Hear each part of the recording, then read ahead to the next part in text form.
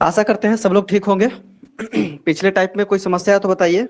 और हाँ, पिछले टाइप में क्वेश्चन नंबर 4 को छोड़ दिए थे, बन गया था क्या?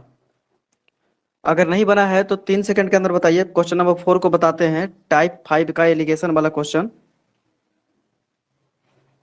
जिनसे नहीं बना है एक बार पूछ लीजिए 3 सेकंड के अंदर, वरना आगे बढ़ते हैं मिसलेनियस में। चलिए, कोई समस्या नहीं रहा होगा, बन गया होगा। आइए हम लोग आज मिसलेनियस का सवाल करते हैं। कहा जाता है कि आप टाइप वाइज तो बहुत सवाल पढ़ लिए, लेकिन मिसलेनियस पढ़ कर देखिए, मिसलेनियस को बना कर देखिए। मिसलेनियस में हर सवाल अलग अलग ढंग का होता है और अलग अलग बुद्धि से। दिक्कत आ रहा है क्या दोस्त? स्क्रीन पर से वीडियो हट रहा है बार बार। चलिए देखिएगा, दिक्कत आएगा तो बताइएगा। कुछ टेक्निकल इशू आ तो बताइएगा। टेक्निकल इशू आ रहा है। चलिए तो हम लोग बात करते हैं। हाँ, बात कर रहे थे कि मिसलेनियस मिसलेनियस में कहा जाता है कि आप हर सवाल को जब बनाने लगते हैं तो उसके लिए अलग अलग कंसेप्ट को लगाते हैं। और ऐसा नहीं है कि वो सवाल बिल्कुल अलग मेथड से बनेगा। जो आप टाइप वाइज बनाए हैं उसी में से, उसी कंसेप्ट से ये सवाल बनेगा। तो चलिए क्वेश्चन नंबर 1 से हम शुरुआत करते हैं। मिसलेनियस का एक एक क्वेश्चन को देखने का कोशिश करते हैं। देखिए क्वेश्चन नंबर 1 कहता है कि 5,000 रुपया पर 2 वर्षों में जो ब्याज राशि भिन्न भिन्न बैंकों से मिली है उसका अंतर 25 रुपया हो, तो दोनों बैंकों की ब्याज दर में अंतर क्या है? अंतर होगा। सिंपल सा सवाल है। आपको पहले इस सवाल को समझाते हैं। मान लिए कि आप 5,000 रुपया के बजाय कोई अलग एक एग्जाम्पल ले लेते हैं। मान लेते हैं कि आप 1,000 रुपया कहीं से आप उधार लिए हैं, बैंक से उधार लिए हैं। और ये जो उधार लिए हैं 1,000 रुपया, उसमें क्या है कि अलग अलग रेट से लिए हैं। अलग अलग रेट यानी कि 5,000 रुपया पर 2 वर्षों में जो ब्याज राशि भिन्न भिन्न बैंकों से प्राप्त। देखिए 1,000 रुपया है, ठीक है। पैसा आपके पास मान लेते हैं कि 1,000 रुपया है। और अलग अलग रेट से आप लेते हैं। मान लेते हैं कि एक जगह से आप R1 रेट पे और एक जगह से R2 रेट पे आप पैसा को लिए हैं। और तब इसके बीच में रेट में जो परिवर्तन आता है, अंतर जो दिखता है, वो कुछ दिखता है। जैसे कहने का मतलब कि मान लेते हैं कि 1,000 रुपया आप लिए हैं, एक बैंक से 1,000 रुपया लिए, फिर एक बैंक से 1,000 रुपया लिए। एक ही हजार लिए हैं, दोनों बार एक ही 1,000 रुपया लिए हैं। इस बैंक से मान लेते हैं कि 5% के रेट पे पैसा लिए हैं। इस बैंक से मान लिए कि 1,000 जो लिए थे वो 7% के रेट पे पैसा लिए हैं। सवाल नंबर 1 को समझिएगा। मिसलेनियस का सवाल है, थोड़ा बुद्धि लगाना है और अलर्ट रहना है। एक एक सवाल को ध्यान से देखते रहना है। चूंकि मिसलेनियस का सवाल अगर सब बन गया आपसे तो समझिए कि आपका ऐसा ही क्लियर हो गया, कहीं कोई कंफ्यूजन फिर नहीं रहेगा। और दोनों का टाइमिंग सेम हो, अगर ये भी 2 वर्ष के लिए लिए होंगे और ये भी 2 वर्ष के लिए लिए होंगे, तो एक बात बताइए, दोनों का ब्याज में अंतर होगा कि नहीं होगा? मूल्य तो सेम टू सेम है, 1,000 यहाँ से भी 1,000 यहाँ से भी। क्वेश्चन नंबर 1 को समझाने के पहले कुछ बात हम समझा रहे हैं, इस बार बात पर ध्यान दीजिए। अगर 1,000 रुपया आप एक पहले वाले बैंक से लिए हैं और फिर 1,000 रुपया दूसरे वाले बैंक से लिए हैं, इसको 5% ब्याज पे लिए हैं 2 साल के लिए, इसको 7% ब्याज पे लिए हैं 2 साल के लिए, तो आप एक बात बताइए कि 5 दूनी 10%, यानी कि ये दोनों गुना कीजिएगा तो 10% आपको ब्याज देना पड़ेगा कंप्लीटली 2 साल में। यहाँ गुना कीजिएगा तो 7 दूनी 14% देना पड़ेगा ब्याज आपको 2 साल में। ध्यान से सुनिएगा, तुरंत पिकअप में आ जाएगा क्लास, टेंशन मत लीजिए। तो एक बात बताइए कि यहाँ पर जो ब्याज दिया जा गया होगा आपके द्वारा, कितना दिया गया होगा? तो जो आप पैसा लिए होंगे उसका 10% दिया गया होगा, क्योंकि 5% एक साल में, तो 2 साल में 5 दूनी 10% आप दिए होंगे। तो 1,000 का 10% कितना होता है? 10% होता है कितना, बता दीजिए? 100 रुपया। 100 रुपया। और फिर यहाँ पे 1,000 का 14%, 1,000 का 14% ब्याज दिए होंगे। तो 1,000 का 14% कितना होता है? 14/100, 14/100, यानी कि 140 रुपया। तो अब एक बात बताइए कि यहाँ पर जो ब्याज मिला है 100 रुपया और यहाँ पे जो ब्याज मिला है 140 रुपया, दोनों ब्याज के बीच में अंतर कितना का है? बोलिए भाई, दोनों ब्याज के बीच में अंतर कितना का है? तो अंतर है 40 रुपया का। अंतर है 40 रुपया का, ठीक है। अब इसी सवाल को आपसे ऐसे पूछ दिया जाए, ध्यान से सुनिएगा। इसी सवाल को अब ऐसे पूछ दिया है यहाँ पे कि एक दो बैंक से पैसा लिया गया है, पता नहीं उसका रेट कितना है, रेट के बारे में कोई पता नहीं है, रेट हटा दिया गया है, दोनों जगह से रेट हटा दिया गया है। लेकिन हाँ, आपको एक चीज दिया गया है कि दोनों का रेट का जो दोनों के ब्याज का जो अंतर है वो यहाँ 40 के बजाय 25 दे दिया है। तो अपने सवाल पे आते हैं। अब इस बात को समझ रहे होंगे शायद क्योंकि जो भी आप पैसा लिए थे, एक बार 5% पर लिए, एक बार 7% पे लिए हैं, दोनों बराबर मूलधन लिए हैं, तो दोनों के ब्याज जो होगा उस ब्याज में अंतर गारंटी है क्या आएगा? क्योंकि एक है जो 5% पर, एक 7% पे लिए, दोनों दो दो साल के लिए लिए हैं, तो एक 10% ब्याज होगा, एक का 14% ब्याज होगा। तो 1,000 का 10% 100 रुपया, 1,000 का 14% 140 रुपया। ब्याज में अंतर कितना का देखा जा रहा है भाई? तो 40 रुपया का फर्क आ रहा है। इस कंडीशन को समझ गए होंगे। अब आते हैं अपने सवाल नंबर 1 पे। देखिए, कभी कभी आपको लगता होगा ना कि सर सवाल बताने के बजाय कुछ इधर उधर ज्यादा हाथ पांव मारने लगते हैं, तो जरूरी है दोस्त, जब तक इधर उधर का बात नहीं समझिएगा ना तो मिसलेनियस का क्वेश्चन तोड़ना मुश्किल हो जाता है। मिसलेनियस बहुत बढ़िया सवाल रहता है। अब देखिए, कहता है 5,000 रुपया पर 2 वर्षों में जो ब्याज राशि भिन्न भिन्न बैंकों से मिली है उसका अंतर 25 रुपया है। अब देखिए, 5,000 रुपया आप लिए होंगे किसी बैंक से। अब सीधा सा बात समझिए, फिर 5,000 रुपया और दूसरे बैंक से लिए होंगे। 5,000 रुपया पर का बात किया, मतलब ऐसा नहीं है कि 5,000 रुपया दोनों जगह से 5,000 रुपया में लिया है, ऐसा नहीं है। हुआ क्या है कि 5,000 रुपया आप किसी बैंक से लिए और 5,000 रुपया और किसी बैंक से लिए, दो बैंक से आप लिए हैं। तो यहाँ पर जितना ब्याज 2 साल में लगा होगा और यहाँ पे 2 साल में जितना ब्याज रहा होगा, इन दोनों ब्याज का अंतर ये 25 रुपया दे रखा है। तो आप एक बात बताइए कि पांच, मान लिए कि इसके बारे में हमको पता नहीं है ब्याज कितना है, सवाल में ब्याज दिया भी नहीं है। सवाल में कहा है 5,000 रुपया पर 2 वर्षों में जो ब्याज राशि भिन्न भिन्न बैंकों से मिली है उसका अंतर 25 रुपया हो। तो दोनों बैंकों की ब्याज दर में अंतर कितना है? तो दर पता नहीं है, रेट पता नहीं है, तो मान लेते हैं कि R1% पर, R1 पर दिया होगा, ये R2% पर, दोनों का ब्याज, एक का R1 और एक का R2 रहा होगा। समय देखिए, दोनों का 2 साल दिया है, समय दोनों का 2 साल दे दिया है, ये 2 साल के लिए, ये भी 2 साल के लिए।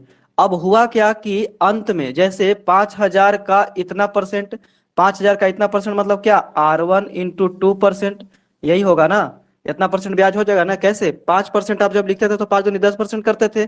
फिर उसी तरह से R2, 5,000 का फिर R2%, यानी कि R2% एक दिन, एक महीने, मैंने एक वर्ष में ना, तो 2 वर्ष में कितना, इसको गुणा कीजिएगा तो R2 × 2 इतना परसेंट ब्याज होगा इसका। अब कह रहा है कि दोनों का ब्याज का अंतर जो है 25 रुपया है, यानी कि 5,000 का R2 × 2 डिवाइड बाई 100, इतना परसेंट ब्याज होगा कि नहीं होगा? बताइए कैसे, याद है? 1,000 रुपया जब आप यहाँ लेते थे तो 5 दूनी 10% होता था, तो 1,000 का 10% आप करते थे ना, तो यहाँ पे 10% की जगह R2 × 2% हो गया। माइनस, अब क्या होता है, दोनों का अंतर हो जाता है, तो अंतर हो जाता है यानी कि माइनस यहाँ पे कर दीजिए, दोनों का अंतर, यहाँ पर जो ब्याज आएगा और फिर यहाँ पे जो ब्याज आएगा, 5,000 का कितना, R2 R2 R2 × 2 कितना, 100। इन यहाँ पर भी ब्याज आ गया और यहाँ भी ब्याज आ गया, तो दोनों ब्याज का अंतर सवाल में दे रखा है कितना, 25 रुपया है। ठीक है, 25 रुपया है। अब आपसे पूछ रहा है कि दोनों के वहाँ वन रेट, होगा सर। R1 यहाँ, हाँ R1 होगा, हम समझ रहे थे।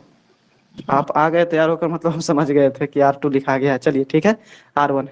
ठीक है, तो अब पूछ रहा है कि दोनों का अंतर कितना होगा, तो आप ही बताइए, सब कुछ कैलकुलेट कर दीजिएगा तो अंत में R1 - R2 बचेगा, और वही अंतर हो जाएगा दोनों रेट का।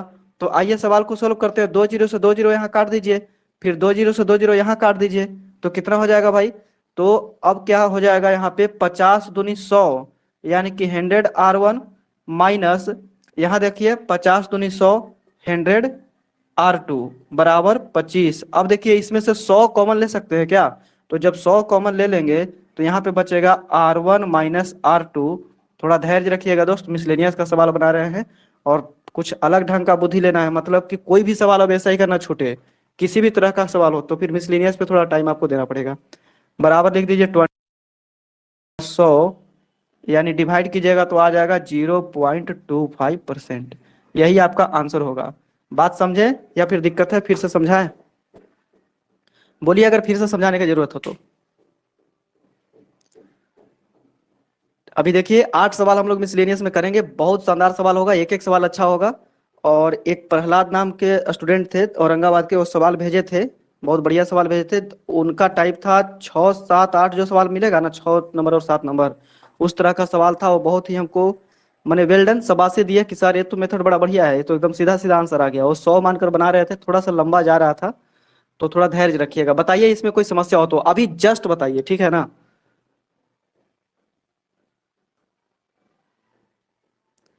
चलिए, तो समस्या नहीं रहा होगा, बात समझ रहे होंगे क्या हुआ है यहाँ पे।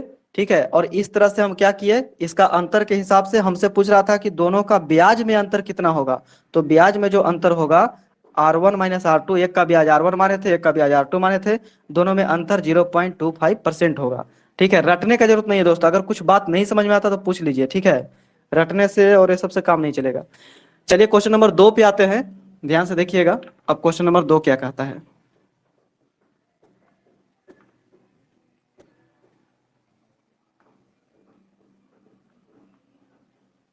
देखिए, जब हाई लेवल क्वेश्चन चले ना, या फिर मिसलेनियस हो या फिर बढ़िया सा टाइप हो, तो उसको एकदम नहीं छोड़ना चाहिए, भागना नहीं है। हाई लेवल वाले से तो बिल्कुल नहीं भागना है, क्योंकि लो लेवल का सवाल तो सब बना लेगा, लेकिन रिजल्ट आपका एक ही 2 नंबर से होता है जो बढ़िया वाला सवाल बना दे। चलिए, कहता है हम ऐसा नहीं कर रहे हैं कि मीडियम सवाल जो होता है, कॉमन सवाल होता है, वो नहीं बनाना चाहिए। कॉमन सवाल तो खूब शानदार मेथड से बनाने आना चाहिए, और 2-4 सवाल अगर उसी में बढ़िया वाला सवाल अगर बना दिए, ठीक है, टफ वाला सवाल बना दिए जो कोई नहीं बनाया होगा, तो आपका रिजल्ट हो जाएगा। कहता है एक व्यक्ति एक धनराशि 12% प्रति वर्ष साधारण ब्याज की दर से 2 वर्षों के लिए तथा एक अन्य धनराशि 4% प्रति वर्ष की दर से 3 वर्ष के लिए उधार देता है। समय समाप्ति के बाद दोनों धन वापस में क्या हो जाता है भाई, बराबर हो जाती है। यदि पहला धन दूसरे धन से 480 कम हो तो 12% की दर से उधार दी गई धनराशि ज्ञात करें। देखिए, क्वेश्चन नंबर 2 में स्टार लगा लीजिएगा और बात को समझिएगा। अब एक बात सुनिए, अगर आपको क्वेश्चन हम बता रहे हैं और इस क्वेश्चन को अगर आप रट रहे हैं कि इसी क्वेश्चन को सिर्फ हम बना सकते हैं, तो ये गलत आदत है। आपको इस हर क्वेश्चन में कंसेप्ट सिखाया जा रहा है। पहले वाला सवाल में भी बहुत सारा कंसेप्ट सिखाया गया, बताया गया कि कैसे कैसे क्या होता है। देखिएगा, 3-4 बात और हम जोड़कर क्वेश्चन बताए कि ताकि उस तरह का सवाल ना छूटे। अब क्वेश्चन नंबर 2 में भी देखिए उसी तरह का बात आता है। कहता है एक व्यक्ति एक धनराशि 12% प्रति वर्ष साधारण ब्याज की दर से 2 वर्षों के लिए तथा एक अन्य धनराशि 4% प्रति वर्ष की दर से 3 वर्ष के लिए उधार देता है। आप मान लिए कि आप ही एक व्यक्ति हैं, आप कुछ पैसा देते हैं, ठीक है ना, कुछ पैसा देते हैं, तो आप एक व्यक्ति हैं और 12% के दर से उधार देते हैं। ठीक है, ध्यान से सुनिएगा। आप कुछ पैसा देते हैं किसी को 12% प्रति वर्ष साधारण ब्याज की दर से, और 2 वर्ष के लिए ये पैसा आप किसी को देते हैं। 2y मतलब 2 ईयर्स के लिए आप पैसा देते हैं। और एक अन्य धनराशि, और पहला नंबर में किसी को पैसा आप दिए, पता नहीं कितना दिए, तो हम मान लिए कि इसको जो पैसा आप दिए होंगे A रुपया दिए होंगे, ऐसा मान सकते हैं ना।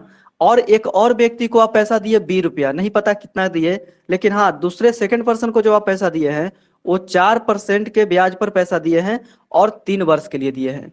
ध्यान से सुनिएगा, हुआ क्या, जो सुनिए, आप जितना भी इनको पैसा दिए होंगे फर्स्ट पर्सन को, वो अपने आप में 100% रहा होगा, इसमें कोई शक है तो बताइए। और बी पर्सन को जो भी दिए होंगे पैसा, उनके लिए वो पूरा एग्जैक्ट उतना पैसा हुआ होगा, यानी कि उनके लिए भी वो अपने आप में 100% रहा होगा। तो सवाल में क्या कहता है, जो सुनिए और देखिए कैसे सवाल तुरंत सोल्व हो गया। बस कॉमन सेंस रहना चाहिए, आराम से सोल्व हो जाएगा। कहता है कि एक व्यक्ति एक धनराशि 12% प्रति वर्ष साधारण ब्याज की दर से 2 वर्षों के लिए तथा एक अन्य धनराशि 4% प्रति वर्ष की दर से 3 वर्ष के लिए उधार देता है। उधार आप दे दिए, ठीक है ना, यहाँ दे दिए 12% के दर से 2 वर्ष के लिए, यहाँ 4% के दर से 3 वर्ष के लिए। उधार तो दे दिए, कितना राशि दिए वो लिखा हुआ नहीं था सवाल में, हमने A रुपया मान लिया, यहाँ B रुपया मान लिया। जो भी राशि रहा होगा वो अपने आप में 100% रहा होगा, ये भी अपने आप में 100% रहा होगा। अब आप सोचिएगा कि सर 100% का कहानी क्यों आप ला देते हैं, तो मैं पहले बताया था कि इसलिए कि कहीं ना कहीं सवाल में जरूर परसेंट का कहीं ना कहीं बात किया है, तो यहाँ परसेंट का बात कर दिया, यहाँ भी परसेंट का बात कर दिया, इसलिए 100 पर सवाल बनाना अब हमारे लिए इजी हो जाएगा, आसान हो जाएगा। ध्यान से सुनिएगा। तो अब कहता है कि समय समाप्ति के बाद दोनों धन वापस में बराबर हो जाती है। दोनों धन आपस में तो दोनों धन अगर बराबर हो जाती है, ध्यान से सुनिएगा, दोनों धन अगर बराबर हो जाता है, इसका मतलब क्या हुआ, ब्याज बराबर तो नहीं हुआ, धन बराबर हुआ ना। इसका मतलब कि मूलधन और ब्याज दोनों जोड़ करके बराबर हुआ है। तो आप ही एक बात बताइए, अगर पहले वाले बंदा को A रुपया दिया गया था, तो A रुपया इसको दे देते हैं, और A रुपया दिया गया था, तो इसको बताइए कि ब्याज इसमें कितना ऐड कर दे। तो ब्याज ऐड करना पड़ेगा 12 दूनी 24%, 24% ऐड करना पड़ जाएगा, क्योंकि 12% एक साल में, तो 2 साल में 12 दूनी 24%। अमाउंट का मतलब क्या हो गया, धनराशि बराबर होने का मतलब क्या हुआ कि पूरा कंप्लीट 2 साल के बाद पैसा बराबर हो जाता है दोनों का। अब सुनिए, यहाँ पे इस बंदा को B रुपया मिला था और इसको 4% के हिसाब से मिला था, चढ़ती है 12%। इसको मिला 12% ब्याज हो जाएगा पूरे 3 साल के लिए। ठीक है, अब एक बात बताइए, धन बराबर होने का मतलब क्या हुआ भाई, कि इसका खुद का जो पैसा था वो तो ए है ही, यानी कि ए इसका खुद का पैसा मतलब 100%, ये 100 तो है, लिख दीजिए, परसेंट का मतलब रहने दीजिए अभी, 112%। बात समझ रहे हैं कि दिक्कत है, जो बताइए दोस्त मेरे। आप ए का सिर्फ 24% कर दीजिएगा तो सिर्फ ही ब्याज का बात ना हो जाएगा, 124 करना पड़ेगा, क्योंकि ये अपने आप में 100% ए रुपया है, उसमें जुड़ेगा। ठीक है, तो 124%। अब सवाल में क्या बोला है कि ये दोनों आपस में बराबर हो जाती हैं, ऐसा सवाल में बोला है। ठीक है, तो जब बराबर हो जाता है, ऐसा जब बोला है, तो हम कह सकते हैं क्या, ए का 124% बराबर बी का 112%। 100 नीचे लिख दीजिए परसेंट के बदले में, यहाँ भी 100 नीचे लिख दीजिए परसेंट के बदले में, तो 100 से 100 यहाँ कट जाएगा। उसके बाद इसको हम लिख सकते हैं ए डिवाइड बाई बी, यानी कि ए अनुपात बी, इधर जाएगा डिवाइड में, तो उसको रेशियो भी कहते हैं। ए अनुपात बी बराबर 112 अनुपात 124। और इसको काट करके बताइए कितना आएगा दोस्त मेरे। तो ए अनुपात बी बराबर कितना आ जाएगा, ए अनुपात बी बराबर आ जाएगा 112 को 124 से काटिए, 2 1 3 1 4, 2 से सबसे पहले काट दीजिए, तो हो जाएगा कितना, 5 दूनी 10 और 6 दूनी 12, वहाँ काटिएगा 6 दूनी 12, 32, 62, 32 नहीं, उसको फिर से 2 से 28, 31, हाँ 28 अनुपात कितना हो जाएगा, 31 हो जाएगा। ठीक है, अब सुनिए ध्यान से जरा, 28 अनुपात 31 हो गया। अब देखिए एक बात, हम लोग को किसी न किसी रूप में अभी तक जो भी हम लोग सवाल बनाते आ रहे हैं, उसमें दो ही निशाना से, दो ही तीर से वार कर रहे हैं, या तो रेशियो का वैल्यू निकाल करके, 1 रेशियो का वैल्यू निकाल करके, या तो 1% का वैल्यू निकाल करके। तो यहाँ पे आपको दिखाई पड़ रहा होगा, यहाँ पे क्या आ गया, मतलब ए अनुपात बी 28 अनुपात 31 का मतलब हुआ कि ए को रेशियो में 28 रुपया मिला है, और बी को रेशियो में 31 रुपया मिला है। और सवाल में आगे कुछ मदद आपको किया है, ऐसा नहीं कि सवाल ऐसे ही पूछ दिया, बोला कि यदि पहला धन दूसरे धन से 480 रुपया कम हो, पहला धन यानी कि जो पहला धन यानी कि जो पहला मूलधन जो लिया था, या धन लिया था, धन भी कह सकते हैं यहाँ पे, या फिर यहाँ का भी बात कर सकते हैं, कोई फर्क नहीं पड़ता है। पहला धन यानी मूलधन भी कह सकते हैं, क्योंकि रेशियो आ गया है, तो एक बराबर 28 और बी बराबर 31। तो अगर पहला धन दूसरे धन से 480 रुपया कम हो, आप बताइए यहाँ पे कि रेशियो में ये कितना कम है, हमको एक बात बताइए, ये चीज कितना कम है। तो 28 और 3 31, यानी कि 3 रेशियो ही कम है। और वैल्यू में आपको सवाल कितना दे रखा है, 480 रुपया कम है, 480 रुपया कम है। ठीक है, तो बताइए एक रेशियो का वैल्यू कितना हो जाएगा, तो 16 या 48 यानी 160 रुपया हो जाएगा, 160 रुपया हो जाएगा। आपसे सवाल में क्या पूछा है कि 12% की दर से उधार दी गई धनराशि ज्ञात करें। तो 12% के दर से उधार दी गई धनराशि कितना हो जाएगा, तो ए रुपया, यानी कि 28 हो जाएगा। देखिए यहाँ पे धन कितना हो जाएगा, 28 हो जाएगा। तो अब 12% पे कौन सा दिया गया था, 12% पे यहाँ पे ए वाला दिया गया था। तो इसके बारे में अगर बताना हो, तो आप बताइए कितना हो जाएगा, रेशियो में 28, अब वैल्यू में, एक रेशियो का वैल्यू बताइए, ए का वैल्यू यहाँ कितना हो जाएगा, यहाँ पे आप आंसर दे दीजिए। रेशियो में कितना 28 दिखा रहा है यहाँ पे 28, अब वैल्यू में बनाना है, तो एक रेशियो का वैल्यू 160, 19 में कर दीजिए 160, आपका आंसर आ जाएगा कि 12% पे जो राशि दिया गया था वो कितना था, गुना करके बताइए, तो 0 और कितना हो जाएगा।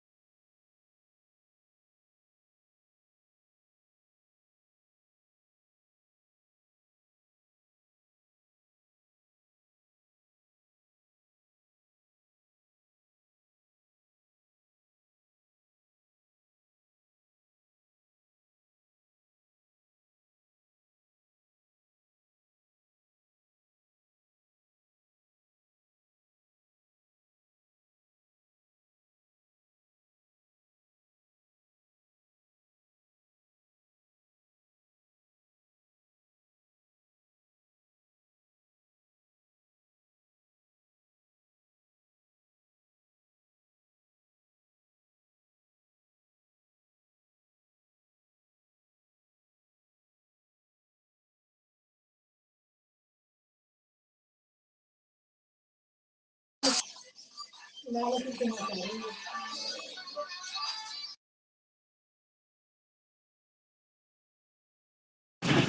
नहीं आ रहा है सर।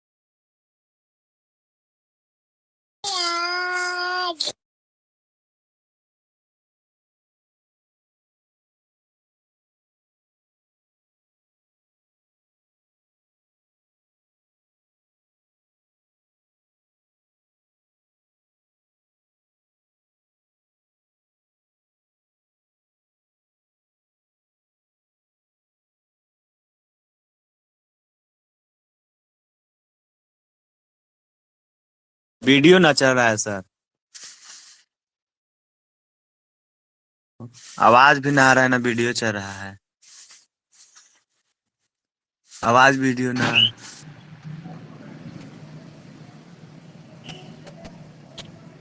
वीडियो नहीं चल रहा है सर। वेट करो वेट।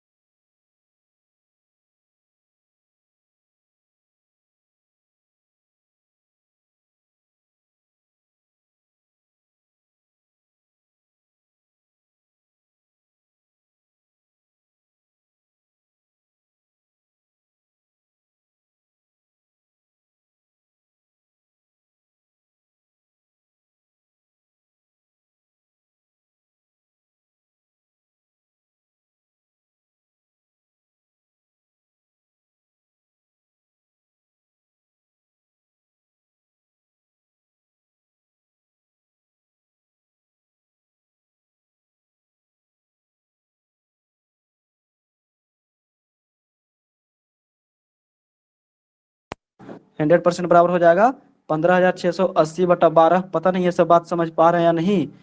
अगर आप नहीं समझ पा रहे हैं तो पूछिए भाई, ठीक है। बहुत बहुत बहुत बढ़िया लेवल का चीज चल रहा है। तो अब बताइए, इसको जब काटिएगा तो ये कितना आ जाएगा?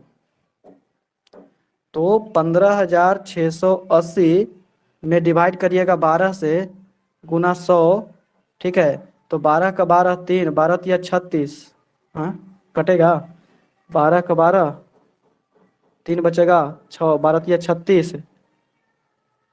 बताइए दोस्त, कितना आएगा कट के? फिर 80 तो कटेगा नहीं 12 से। डिवाइड करके बताइए कितना आता है। कुछ गड़बड़ तो डाटा नहीं लिखे हैं। 15,680 ठीक तो लिखे हैं। 112, सॉरी 112 ना है दोस्त, 12 यहाँ कैसे होगा? आप लोग भी नहीं ध्यान देते हैं। 112 से डिवाइड करिए इसको, कितना बार में कटेगा बताइए? जोड़ घटाव गुना भाग भी सब हम ही से करवा रहे हैं, बताइए। एक बार में काटिए 112 हो जाएगा। यहाँ से निकालिए कितना हो जाएगा? 4।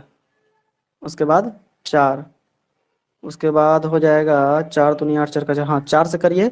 4 दूनी 8, 4 का 4, 4 का 4 कट जाएगा, ठीक है। 14 बार में ही कट जाएगा, यानी कि 14 बार में ही कटेगा तो 140 ऊपर में आ जाएगा, ठीक है। तो 140 में जब 100 से गुना करिएगा तो कितना हो जाएगा? 14,000, ठीक है। बात को सुनिए, मोटरसाइकिल के लिए क्या हुआ था, ध्यान से सुनिएगा। मोटरसाइकिल में 10,000 रुपया तो पहले आप दे दिए थे, डाउन पेमेंट कर दिए थे 10,000 रुपया। और उसके बाद क्या हुआ? कुछ पैसा बच गया था देने के लिए। तो वही पैसा जो बच गया था देने के लिए, वो नहीं दिए, 2 साल के बाद दिए, तो उस पर 6% लगा करके 15,680 रुपया देना पड़ा। लेकिन मोटरसाइकिल का कीमत तो असली में 15,680 नहीं देना था, उसको देना था कितना? यहाँ देखिए 100% का बाद कितना आया? 14,000 रुपया। 14,000 रुपया देना था, यही 14,000 रुपया देना था जिसमें 2 साल के बाद 6% ब्याज लग के 15,680 हो गया था, ठीक है। तो इधर से चल करके फिर वहां पहुंच गए। तो 14,000 और 10,000, असली में मोटरसाइकिल का कीमत कितना? तो 10,000 रुपया और प्लस 14,000 रुपया, कितना? 24,000 रुपया था मोटरसाइकिल का कीमत, ठीक है। बताइए कोई समस्या है तो। मैसेज आया है, टेक्निकल इश्यू आ रहा है सर, नो वीडियो डिस्प्ले नहीं दिख रहा है। चलिए ठीक है, बताइए। ठीक है, कोई समस्या है इसमें? फिर से बताते हैं अगर समस्या है तो। मिसलेनियस का क्वेश्चन है, आराम से बता रहे हैं, बोलिए कोई दिक्कत है तो।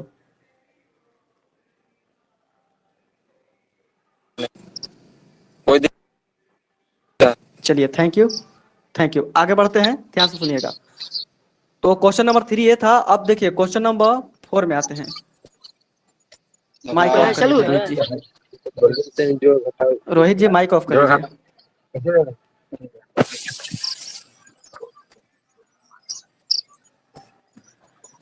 Mister Rohit Kumar ji mike off कर लीजिए, आगे बढ़ते हैं। ध्यान से सुनिएगा। क्वेश्चन नंबर 4 में बात करते हैं। देखिए क्वेश्चन नंबर 4 भी बढ़िया सवाल है, एकदम शानदार सवाल है। क्वेश्चन नंबर 4 पे भी थोड़ा सा टाइम देंगे, 4 ही लास्ट है क्वेश्चन, बाकी उसके बाद 5 6 जल्दी जल्दी बन जाएगा 10 मिनट के अंदर। कहता है कि एक बनिए ने रमेश को, बनिए मतलब समझते हैं ना, बनिया मतलब कि जो दुकानदार होता है, दुकान चलाता है, या फिर जो साहू साहू बोलते हैं जिनको। एक बनिए ने रमेश को 4% वार्षिक दर पर कर्ज दिया तथा 3 वर्ष के बाद उतनी ही राशि सुरेश को। 4 नंबर सवाल को एकदम 3 4 5 गो स्टार जितना लगाना लगा लीजिएगा, बहुत बढ़िया इसमें कंसेप्ट लगाया है। इस कंसेप्ट से और बहुत सारा सवाल बन सकता है, ध्यान से सुनिएगा। एक बनिए ने रमेश को 4% वार्षिक दर पर कर्ज दिया तथा 3 वर्ष बाद उतनी ही राशि सुरेश को 5% वार्षिक दर पर कर्ज दिया। यदि एक निश्चित समय के बाद दोनों में से प्रत्येक ने बनिए को 16,000 रुपया वापस किए तो प्रत्येक ने कर्ज के रूप में कितनी राशि कर्ज ली। अब देखिए सवाल पढ़ने के बाद ना दोस्त दिमाग तो घूम ही जाएगा कि क्या क्या बात किया है क्या नहीं किया है। तो एक गुजारिश है आपसे आज के लिए कि आप इस मिसलेनियस वाले सवाल को पक्का आज बनाकर सब लोग भेजेंगे, ठीक है ना। टाइप वाला सवाल अलग होता है, मिसलेनियस का सवाल अलग होता है, ध्यान से सुनिएगा।